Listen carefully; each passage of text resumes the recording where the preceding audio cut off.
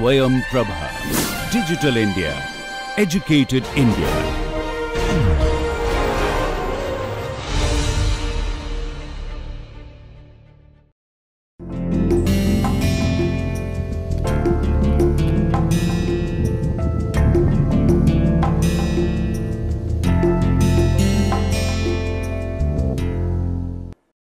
So welcome again to the new lecture of this properties of materials course, and let's just briefly see what we did in the last class. So in the last lecture we were basically talking about strain hardening,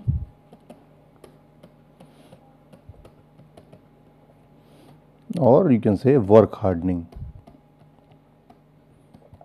which is a method to strengthen a metal by deformation. So essentially, when you deform a material, let us say you have a stress strain curve, go through elastic region, then you go into plastic region, and let us say, so if you go like this, and let us say when you come back to this point, you recover all the elastic strain, but you still have the plastic strain, and you go after this again the second pass will start at this point. So your yield stress basically increases from here to here. So this is a sigma y increase as a function of deformation. So yield strength increases after plastic deformation. So the curve will now follow this behavior. So this would be sort of extension of the curve if you did not stop earlier. So essentially what happens is that when you make the plots, so let us say if a material is less deformed, it might show a behavior as like this, but if you deform a lot, then the material will show behavior like this. So this is something, so this is with increase in deformation. So the yield strength changes, the modulus will not change, the E remains constant because we have not made any change to the material's composition or temperature. So essentially it is the yield strength which increases, but generally by strain hardening you make the material stronger by increasing its yield stress, but you also make the material less ductile, so that total strain shown by the material is also lower. So why this happens is, this happens because of dislocation interaction.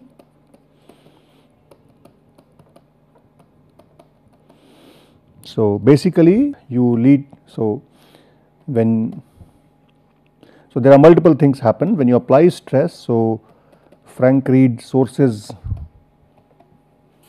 operate, multiple dislocations are created,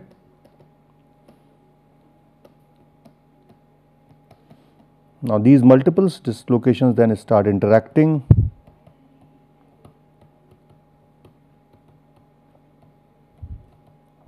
and this can lead to things like dislocation, formation of, let us say, sessile dislocations, dislocation pile up, repulsion between like dislocations, etc.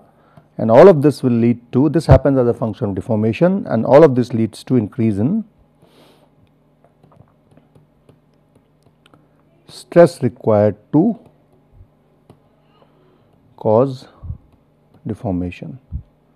So basically this is what is called as strain hardening or work hardening. So this is the first mechanism that we have looked at. Second mechanism to strengthen the material. Number 2 is grain boundary strengthening. So basically here what you do is that you reduce the grain size. So in a polycrystalline material you have a grain structure which is like this. So these are, so this is a polycrystalline material, metal, which means it will have multiple grains of different orientation with respect to each other. Okay. So, the phase is same, but the direction UVW may change, so on and so forth. So, this is UVW direction which changes in plane. It may also change out of plane as well. So, the out of plane direction may also be randomly oriented, as well as in plane direction may also be randomly oriented. So, this leads to basically every grain having different orientation, and the boundary between these grains. So, it is possible that atoms in this case are oriented in this direction,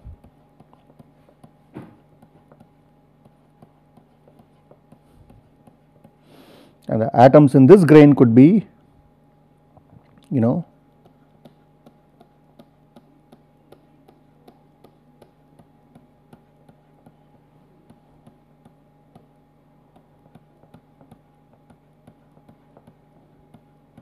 so basically the orientation here is this, orientation here is that. So basically what we have is grain boundary across between the two grains. So this is a grain boundary is basically, you can say, a region of disturbance, and you can have various kinds of grain boundaries such as low angle grain boundary, small angle grain boundary, depending upon the angle of misorientation.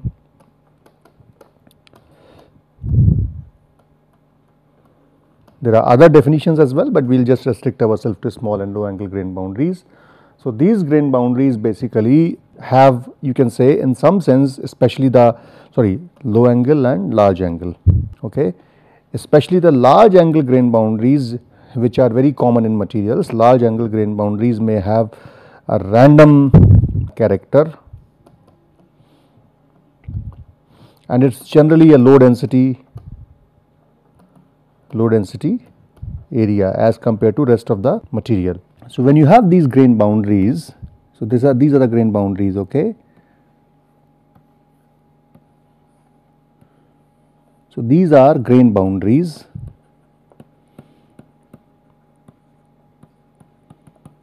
So now if we just sort of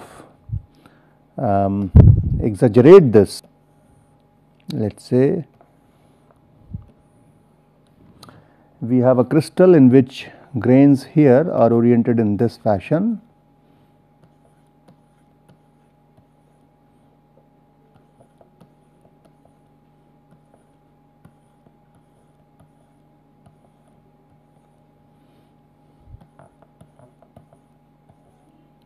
And then across this region the grains are oriented in this fashion. So here you have the atoms like this. So this is a grain with different orientation, this is a grain with different orientation. So this is basically the region in which the atomic correspondence is not similar in either of the grains. So this is grain boundary, the region with atomic arrangement different from neighboring grains, and generally there are with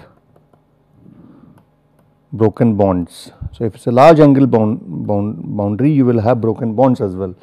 So basically you will have our discontinuity. So let us say you have a slip plane somewhere here. So let us say we have a slip plane here, okay, and this slip plane, we can assume this as a slip plane. Let us say this is the slip plane, let us say. So if this is the slip plane, then let us say we have a dislocation moving. So let us say this row of atom on top, we had an extra plane of atom which was moving here on top. So this was undergoing shear. Now when the dislocation reaches here, So, you had a dislocation somewhere on this plane, which is this is a dislocation, and when this dislocation reaches here, let us say this is the new dislocation, it does not find a slip plane to move on. So, dislocation does not find a favorable slip plane in the adjacent grain. So, as a result, basically this is going to get stuck. So, if you have this as a grain boundary, you will have one dislocation getting stuck here, and all the dislocations which are following this are going to get stuck. So, this leads to, so basically you can say the grain boundary blocks the dislocation, and then it causes dislocation, let us say pile up. So, this is the dislocation, pile up is going to happen. So, essentially what happens is that at grain boundary there is a discontinuity and slip plane is not extended into adjacent grain. So, basically dislocation cannot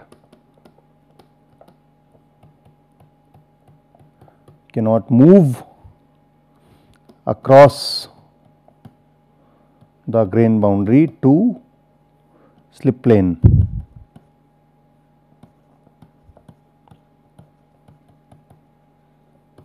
Which should be favorable for it to move. So, it should follow the condition of shear stress and the resolved shear stress and so on and so forth. So, as a result, this causes higher stress for deformation, and this also leads to dislocation pile up for all the incoming dislocations behind already blocked dislocation. So, basically what it means is that grain boundary acts as a barrier for dislocation motion. So, grain boundary is a barrier to dislocation motion. So, this suggests that if we decrease the, so what it implies is, i.e., that smaller the grain size,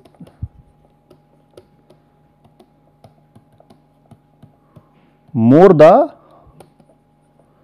number of grain boundaries, and that means more are the barriers for dislocation motion to dislocation motion, and hence higher stress. So, essentially if you conceive now two materials, one with the grain size which is like this and another with the grain size which is like this,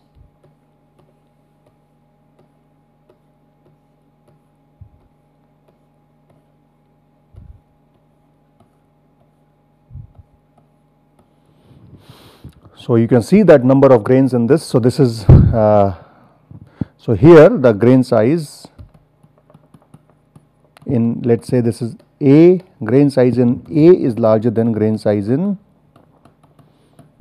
B. So, this is B. So, of course, it has, which means it has more number of grain boundaries, that is more number of obstacles. So, this basically means that finer the grain size is, higher the strength will be, or more the obstacles will be, more the dislocations will be blocked. As a result, higher the strengthening will be. So, this is relation. So, the relation is given by what we call as Hall-Petch relation, and this says that sigma y is equal to sigma naught plus k divided by square d. So, where sigma y is the yield strength, sigma naught is essentially, you can say, the basis strength,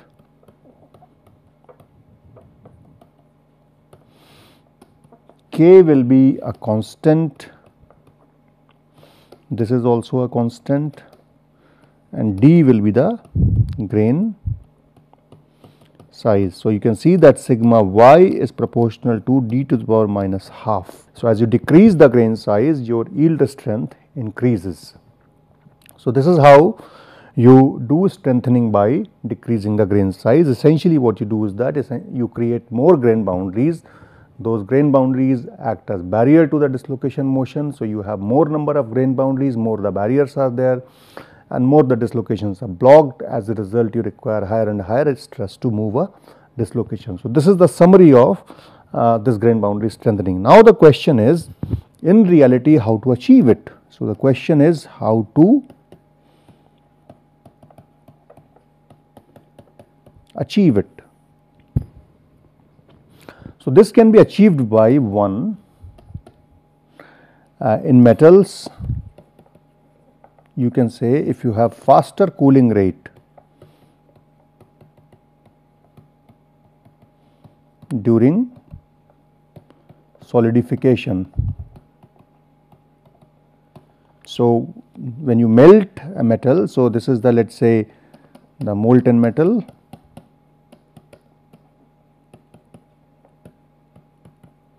and as you cool it, so this is T greater than Tm, which is melting point. As you cool it to temperature T less than Tm, it solidifies. Okay. But solidification process requires the formation of small nuclei. So, smaller nuclei will form. So, this is formation of nuclei. So, this is, let us say, time t is equal to T1, okay. And these nuclei, if you wait for some time, time t is equal to 2, these nuclei would have grown a little bit.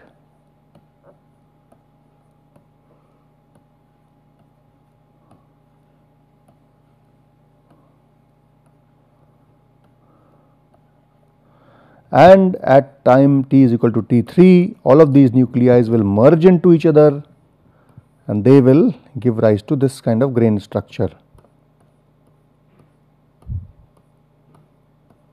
So, these nuclei merge into each other.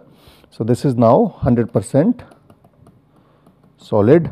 This is, let us say, I do not know, 5% solid. This is maybe about 60% solid, 60 to 70% solid. So, it is a time dependent process. Basically, solidification is a time dependent process, just like we see when we form ice from water. You do not form ice all of a sudden, even if you keep the water at 0 degree centigrade. The formation of ice takes some time, and this is because of phenomena that we call as nucleation and growth. Nucleation and growth require time, and it is dependent on the cooling rate. So, the cooling rate determines, so if you cool it very fast, you form many nuclei, but since the temperature is low, the growth does not happen very fast. As a result, you generally have a grain structure which is a finer grain structure. But if you cool it very slow, slow cooling leads to lower nucleation rate, but higher growth rate. As a result, you have coarse grain size. So, basically, slow cooling rate will lead to lower nucleation rate and higher growth rate, and this gives rise to coarse grains. So basically D is large. Fast cooling leads to higher cooling rate and higher nucleation rate and lower growth rate, and this leads to smaller or finer grains. So, a small d, and this is generally what is done in case of copper or steel or any other engineering metal where we carry out this process. So, pure copper, if you are making, then pure copper can be cooled fast or slow to give rise to higher or lower grain size. So, fast cooling will give you smaller grain size, slow cooling will give you coarse grain size. Similarly, steel generally is a little complex because it is an alloy. So, the room temperature phases in steels are ferrite and cementite. The distribution of those ferrite and cementite phases can be distribution in the size of those phases can be controlled by controlling the cooling rate of steel from high temperature to lower temperature. Principles are the same. So, it is not necessarily solidification also, it is also the basically during solidification, or you can say during heat treatment.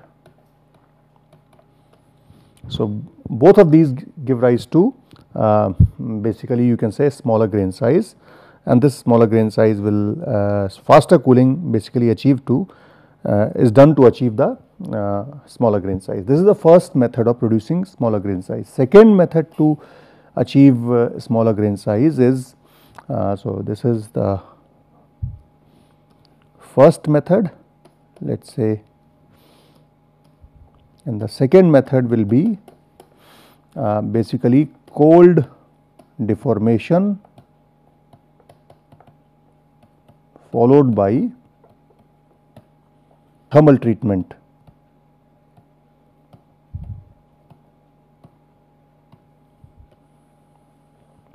So, depending upon how you do it, you may achieve again some. So, basically what you do is that you have a material, let us say you have a piece of material. So, at T is equal to 0, then you deform it at, let us say, room temperature. So, you change its shape, let us say, and when you change its shape, you change the basically this is the deformed crystal, deformed metal, this is undeformed metal. Okay. Deformed metal will have deformed grains, dislocations and defects.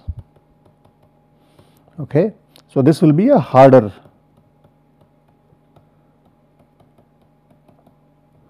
material, but this also becomes brittle. So, you can't basically work around it anymore, because when it becomes very brittle you can't keep deforming it. And so, what you need to do is that deformed metal is then subjected to heat treatment. Heat treatment is a process in which you heat to high temperature and then cool it at certain cooling rate. So, what happens is that you might start with the grain structure which was like this, and the grain structure after deformation becomes elongated. Let us say you have these elongated grain structure and there is a lot of strain energy, you have a lot of dislocations in them. So, this is let us say a elongated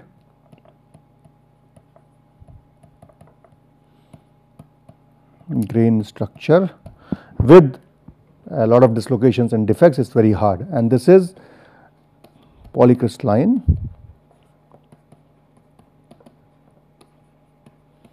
equiaxed grain structure. So, grains are roughly of similar size, they are of random orientation and they are equiaxed, randomly oriented, equiaxed. So, what you do here is you heat it to high temperature. When you heat it to high temperature, through the, so these, when you heat it to high temperature, the first stage that happens is formation of new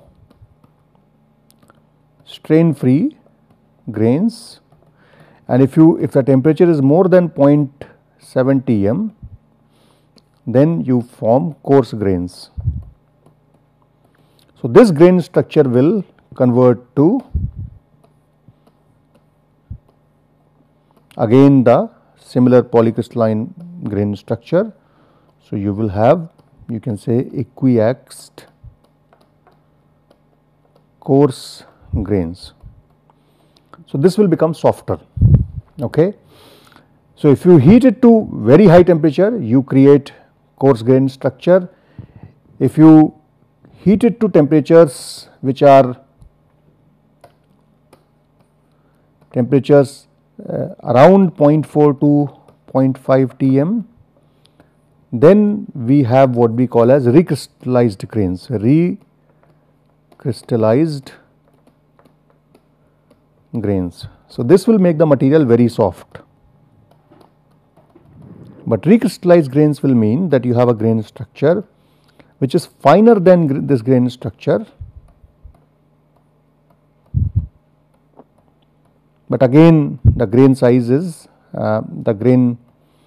grains are randomly oriented. So, it is a equiaxed grain structure. So, recrystallized grain structure, this will have strength higher than the coarse grain structure and more elongation. So, these are, so, and again you can again do the cooling. If you cool at different rates, you can again modify the grain structure a little bit, but by heating the material to different temperatures, holding for certain time, depending upon whether the temperature is more than 0.6, 0.7 Tm or between about 0.4 Tm or less than 0.4 Tm, you will have different grain structures, and these grain structures, coarse, medium size or deformed, will give rise to different strengths, which will be determined by basically the grain boundary strengthening. So, in this case, in these two cases, the left one has the finer grain structure will have more strengthening as compared to the coarse grain structure. So, this is another way of changing the grain structure of a material, and thus you can modify the strength. So, what we have done is we have looked at the grain boundary strengthening in this lecture. In the next lecture, we will now discuss the other methods of strengthening, that is solid solution strengthening and if time permits, precipitation strengthening. So, we will stop here. Thank you very much.